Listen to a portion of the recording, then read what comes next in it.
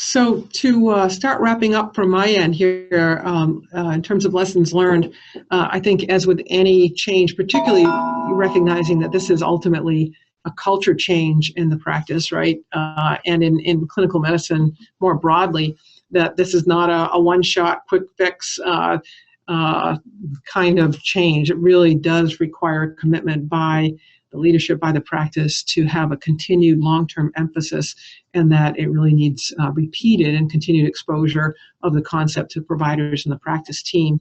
I think, as always, when we're implementing new things, there are concerns about change fatigue. Oh my God, we need to do something else. We're in the middle of 18 other things.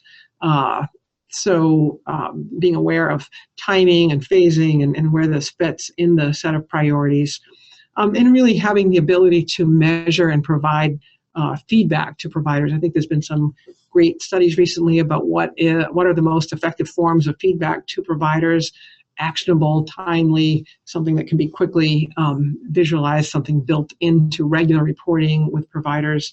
I think all important lessons learned. Go ahead.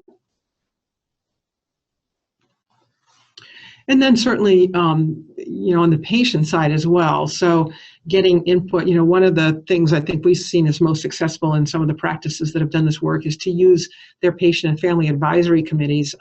Many of them have been active in our patient-centered medical home initiatives and have created over the last couple of years patient and family advisory committees. So going to them first to talk to them about this.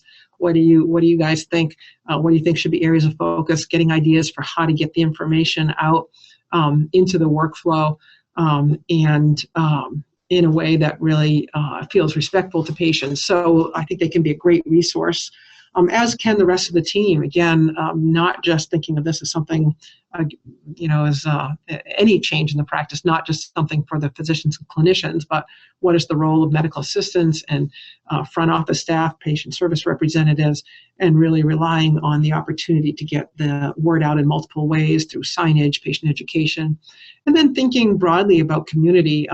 One of the efforts that we're doing now is really trying to figure out how do we get upstream. We've been doing this work with providers for a few years now and hearing, not surprisingly from them, look, we can say it as much as we want, but if people come in expecting the CT, demanding the MRI, expecting the little purple pill or the antibiotic for their bronchitis, it's only does so much good for us to start trying to convince them the other way, re-educate them. Wouldn't it be better if this messaging got out in the community and the public? And we totally agree with that, and trying to work in a deep way in a couple of communities. So we're at the early phases of that still, and again, would love thoughts if anybody else has had more success. But I do completely agree that we need to get upstream with this messaging as well.